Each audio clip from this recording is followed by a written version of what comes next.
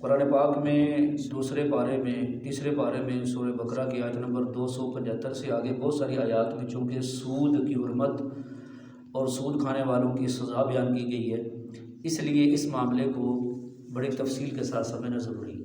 دو نشستوں میں آپ حضرات نے دو باتیں سمجھ لی تھی، ایک یہ کہ سود کسے کہتے ہیں، یہ پہلی بات اس پر درس ہوا تھا۔ دوسری بات اس بات پر کہ موجودہ دور میں لوگ یہ کہتے ہیں کہ صرفی قرضوں پر لیا جانے والا سود تو حرام ہے، لیکن تجارتی قرضوں پر لیا جانے والا سود حرام نہیں ہے۔ دوسرا درس میں نے اس پر آپ حضرات کے سامنے تفصیل سے دیا تھا، اور آج کا تیسرا درس ہے، یہ بھی آپ حضرات نے تھوڑی بیدار ہو کر توجہ سے بات سننی ہے تاکہ یہ بات ہمیں سمجھ آ جائے۔ تیسری بات یہ ہے کہ آج کے دور کے جو لوگ بینکوں سے سود لیتے ہیں، قرضوں کے اوپر سود لیتے ہیں، تو وہ یہ کہتے ہیں کہ موجودہ دور کا جو سود ہے یہ حرام نہیں ہے۔ اس کی وجہ یہ ہے، کہتے ہیں وجہ یہ ہے کہ چونکہ پہلے زمانے میں اگر کوئی بندہ اپنی ضرورت کے لیے قرضہ مانگتا اور جو قرضہ دینے والا اس پر سود کا مطالبہ کرتا، یہ تو ظلم تھا۔ یہ کیا تھا؟ یہ ظلم تھا۔ اسے بھوک لگی ہے یا وہ بندہ اپنے کسی اور ضرورت کے لیے قرضہ لیتا ہے اور پیسے دینے والا سود کا مطالبہ رکھ کے تو پیسے دیتا ہے، تو یہ کیا ہے؟ ظلم ہے۔ لیکن کہتے ہیں موجودہ دور میں جو تاجر لوگ قرض لیتے ہیں اور اس پر ان سے بینک یا دوسرا کوئی آدمی، بینکوں کے علاوہ کوئی آدمی بھی وہ کسی تاجر کو، مالدار کو قرضہ دے کر اگر اس سے سود کا مطالبہ کرتا ہے تو یہ ظلم نہیں ہے۔ اور وہ کہتے ہیں سود حرام ہونے کی جو وجہ ہے نا وہ ظلم ہی ہے۔ اور میں قرآن پاک کی آیت میں وہ پڑھتے ہیں، کہتے ہیں دیکھو قرآن پاک میں آتا ہے کہ وَإِن تُبْتُمْ فَلَكُمْ رُءُوسُ أَمْوَالِكُمْ لَا تَظْلِمُونَ وَلَا تُظْلَمُونَ، اگر تم سود سے باز آ جاؤ تو تمہارے لیے اصل مال ہے، تاکہ نہ تم کسی پر ظلم کرو نہ تمہارے اوپر کوئی ظلم ہو۔ تو کہتے ہیں دیکھو سود حرام ہونے کی وجہ چونکہ ظلم ہے، تو جس سود میں ظلم پایا جائے وہ سود تو حرام ہے، جس میں ظلم نہ پایا جائے وہ حرام نہیں ہے۔ تو ایک بندہ کروڑ پتی ہے، کھرب پتی ہے، اگر وہ قرضہ لے کر پیسے واپس کرتا ہے سودی، تو اس پر کون سا ظلم ہے؟ یہ اعتراض سمجھ آ گیا آپ کو کہ نہیں آیا؟ سارے بولیں یہ اعتراض ہے۔ اور یہ کہا جاتا ہے کہ موجودہ دور کا جو تجارتی قرضوں پر لیا جانے والا سود ہے یہ حرام ہے نہیں ہے۔ میں نے عرض کیا کہ یہ باتیں عام نہیں ہے کہ آپ سمجھے قرضہ بیان کر لیں، چلو 100 کریے آپ سن لیں ثواب کے لیے، چونکہ یہ مسئلہ بڑا اہم ہے، اس میں پوری توجہ آپ کی ہوگی تب آپ کو یہ مسئلہ سمجھ آئے گا۔ اب اس کا جواب سنیے۔ اس کا جواب یہ ہے کہ تین چیزیں الگ الگ ہیں، توجہ رکھنا ذرا۔ ایک ہے شریعت کا حکم، ایک ہے اس شریعت کے حکم کی علت کہ شریعت نے وہ حکم کیوں دیا، اور تیسرا ہے اس حکم کی، شریعت کے اس حکم کی حکمت۔ اب یہ تین چیزیں الگ الگ ہیں، شریعت کا حکم، اس حکم کی علت، اس حکم کی حکمت، یہ تین چیزیں الگ الگ ہیں۔ اور یہ لوگ مغالطہ یہ دیتے ہیں، اصل میں مغالطہ یہ دینے کی کوشش کرتے ہیں کہ چونکہ سود حرام ہے اور حرام ہونے کی جو علت اور وجہ ہے وہ ظلم ہے، حالانکہ سود حرام ہونے کی علت اور وجہ وہ ظلم ہے ہی نہیں۔ اس نے بات سمجھ آئی کہ نہیں آئی؟ میں نے جو پہلی بات عرض کی نا وہ ذہن میں رکھے، شریعت کا حکم، حکم کی علت اور اس حکم کی حکمت، یہ تین چیزیں الگ الگ ہیں۔ پہلی بات تو یہ ہے کہ یہ سمجھنے والی بات ہے کہ شریعت کے احکامات کا دار و مدار حکمت پر ہوتا ہے یا علت پر ہوتا ہے؟ اس کا جواب یہ ہے کہ شریعت کے احکامات کا دار و مدار وہ علت پر ہوتا ہے، وہ حکمت پر نہیں ہوتا۔ اس کو میں مثال دیتا ہوں تب آپ کو سمجھ آئے گی۔ بات سمجھ آ رہی ہے؟ ایک مثال سمجھیں، ہم شہروں میں جاتے ہیں نا، تو حکومت نے شہروں میں ٹریفک کو کنٹرول کرنے کے لیے انہوں نے اشارے لگائے ہوئے ہیں۔ سرخ بتی ہے، ایک پیلے رنگ کی ہوتی ہے اور ایک سبز رنگ کی ہوتی ہے۔ اب جب سرخ بتی جل جائے تو اس کا مطلب ہوتا ہے رک جاؤ۔ کیا مطلب ہوتا ہے؟ رک جاؤ۔ جب سبز بتی جل جائے اس کا مطلب ہوتا ہے چل پڑو۔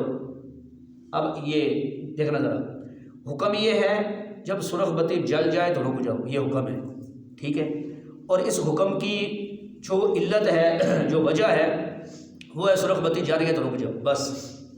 اور حکمت یہ ہے کہ جو حادثات ہیں ان کی روک تھام کرنا، کم سے کم حادثات ہوں اور ٹریفک کا نظام اس کو کنٹرول کیا جائے، نظم و ضبط قائم رکھا جائے، یہ اس رک جانے کی کیا ہے؟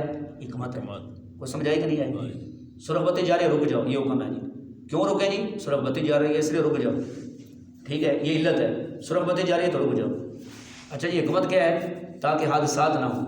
ایک بندہ رات کو 1 بجے 2 بجے آپ گاڑی چلا کے آ رہے ہیں، آپ نے دیکھا کہ سرخ بتی جا رہی ہے، کوئی وہاں ٹریفک نہیں ہے، کوئی گاڑی نہیں ہے، اور حکمت تو یہاں کو نہیں پائی جاتی۔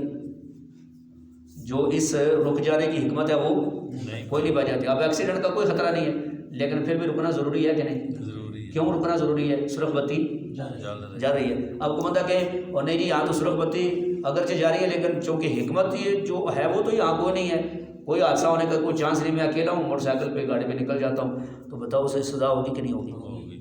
آپ سمجھائیے کہ نہیں آئی؟ حکم ہے رک جاؤ. کیوں رک جاؤ؟ علت ہے سرخ بتی جا رہی ہے.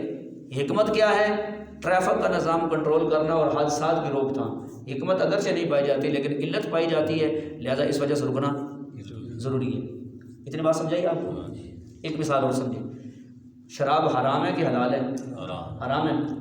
شراب کیا ہے؟ حرام ہے. اور قرآن پاک نے جہاں شراب کو حرام قرار دیا تو اس کی ایک حکمت یہ بیان کی ہے, انما یرید الشیطان ان یوقع بینکم العداوۃ والبغضاء فی الخمر والمیسر ویصدکم عن ذکر اللہ وعن الصلاۃ فہل انتم منتہون. اللہ فرماتے ہیں شیطان یہ چاہتا ہے شراب کے ذریعے تمہارے اندر بغض عداوت پیدا کر دے, تمہیں اللہ کے ذکر سے روک دے, تمہیں نماز سے روک دے. تو اے ایمان والو کیا تم اللہ کی یاد سے اور نماز سے باز آ جاؤ گے؟ اب ایک بندہ یہ کہتے ہیں دیکھو جی قرآن پاک نے شراب کے حرام ہونے کی حکمت یہ بیان کی ہے, اس کے ذریعے درمیان لوگوں میں بغض عداوت پیدا ہوتا ہے, دشمنی پیدا ہوتی ہے, اس سے بندہ نماز ذکر اللہ سے رکتا ہے. تو میں شراب پی کر نہ کسی سے بغض کرتا ہوں نہ دشمنی کرتا ہوں, بلکہ کہتے ہیں آج کل شراب پینے والے کہتے ہیں شراب تو محبت کو بڑھاتی ہے. بات سمجھا رہی ہے؟ تو وہ کہتے ہیں میں شراب پی کر بھی نماز پڑھوں گا, میں شراب پی کر بھی اللہ کا ذکر کروں گا, تو لہذا شراب حلال ہونے چاہیے. تو کیا کوئی اس کی بات مانے گا؟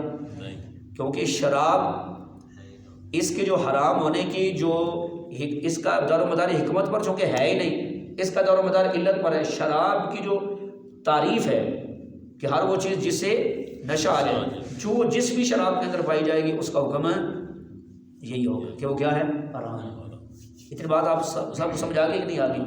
بالکل میرے بھائیو ایسے ہی سمجھو کہ یہ جو مغالطہ دیا جاتا ہے نا, یہ جو بات کہی جاتی ہے کہ چونکہ حکمت نہیں پائی جاتی تجارتی قرضوں پر لیے جانے والے سود میں, لہذا وہ سود حرام نہیں ہے حلال ہے. اور یہ مولوی لوگ علماء لوگ یہ کہتے ہیں کہ یہ بھی حرام ہے, تو یہ مولوی لوگوں کی بات نہیں ہے, یہ میرے بھائیو شریعت کا حکم ہے. یہ کس کا حکم ہے؟ اب سمجھ نظر دو باتیں ہیں یہاں پر جو آج کے درس میں آپ نے سمجھ لی. پہلی بات تو آپ نے سمجھ لی کہ شریعت کے حکموں کا دار و مدار حکمتوں پر نہیں ہوتا بلکہ علت پر ہوتا ہے. اور آپ نے دو درس سنے, اگر آپ نے کوئی بات توجہ سے سنی ہو یا ذوق شوق ہو آپ کو, میں تو بڑی محنت کر کے آپ کو الحمدللہ بات بتا رہا ہوں کہ سود کس کو کہتے ہیں. تو سود کہتے ہیں ہر اس زیادتی کو جو قرضے پر متعین کر کے لی جائے, جو قرضے پر متعین کر کے جو زیادتی لی جائے اسے کیا کہتے ہیں؟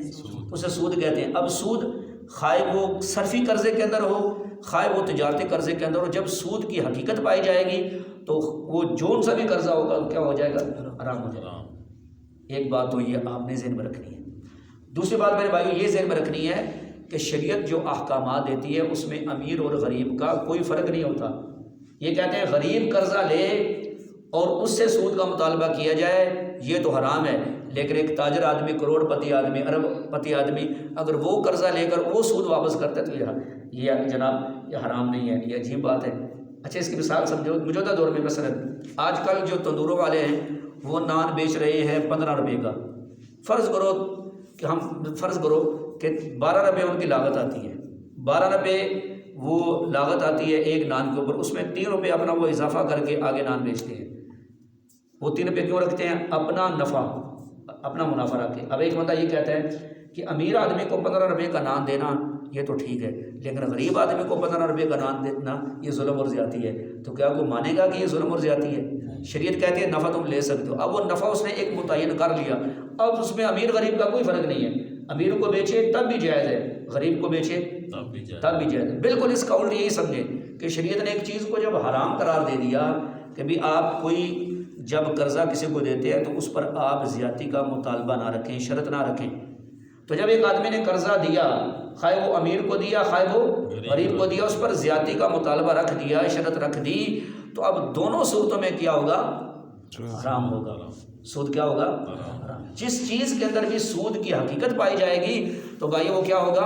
اور یہ دونوں میں پایا جاتا ہے, خواہ کسی امیر کو آپ دیں خواہ کسی آپ غریب کو دیں, دونوں صورتوں میں یہ حرام ہے. یہ بات میں جو آپ کو بڑی تفصیل سے بتا رہا ہوں نا, یہ اس لیے کہ چونکہ مضمون چل پڑا ہے, یہ لوگ بڑا پروپیگنڈا کرتے ہیں یہ باتیں لے کر, لیکن یہ ان کی حقیقت ہے جو آپ نے سمجھ لی ہے. اور یہ 2-3 مثالیں میں نے دی ہیں کہ ایک ہوتا ہے شریعت کا حکم، ایک ہوتا ہے شریعت کے حکم کی علت، ایک ہوتا ہے شریعت کے حکم کی حکمت. شریعت کے جتنے بھی احکامات ہیں وہ حکمت اور ان کا دار و مدار ہے ہی نہیں، ان کا دار و مدار علت کے اوپر ہے. وہ علت جہاں بھی پائی جائے گی تو وہ کیا ہو جائے گی؟ چیز حرام ہو جائے گی. یہ شریعت کے احکامات، اور یہ بہت بڑا مغالطہ ہے. اور بڑے اچھے خاصے پڑھے لکھے لوگ جو ہے نا، یہ جیسے بیمہ پالیسی کا معاملہ دوسرے، وہ ان باتوں کو لے کر اچھالتے ہیں اور کہتے ہیں. تو یہ آپ نے سمجھ لیا کہ جب یہ اصول ہمیں سمجھ آ گیا کہ شریعت کا حکم کس چیز پر ہے؟ علت کے اوپر ہے، حکمت کے اوپر ہے نہیں ہے. لہٰذا یہ بات بھی غلط ہے. ایک بات اور بھی ہے، وہ انشاءاللہ میں کل کے درس میں عرض کروں گا. اللہ تعالیٰ عمل کی توفیق عطا فرمائے.